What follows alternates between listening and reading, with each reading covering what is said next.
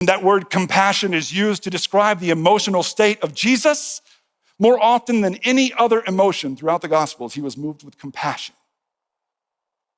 And so to be moved with compassion, when you see a world in need, a broken world, when you see the hungry, when you see the homeless, when you see people that are beaten down by life, when you see the oppressed, when you see the refugee, to be moved with compassion is to love with the heart of Jesus. And you do that because you've been worshiping Jesus, and over time you've become more like him.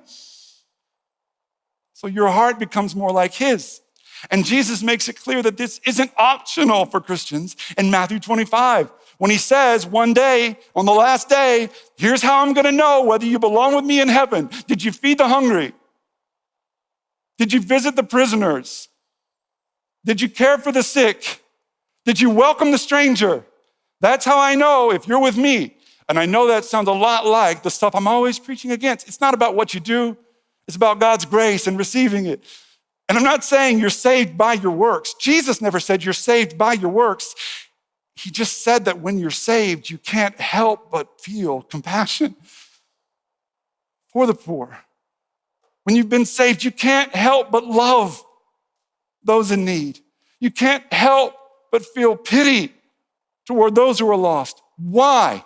Because once you're truly saved by Jesus, you look back and you see yourself poor.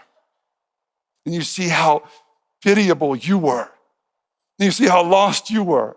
And you see how many reasons you gave Jesus to not go out of his way and come save you. And you see that Jesus never once said, I wonder if it's worth it. I wonder if they'll receive me. I wonder if they'll take advantage of me. I wonder if they'll buy alcohol with the money I give them. He never did that with us. He came knowing that most of us would take advantage of his benevolence most of the time. And that he looked upon us with compassion anyway. When you love Jesus, that's what you do as well.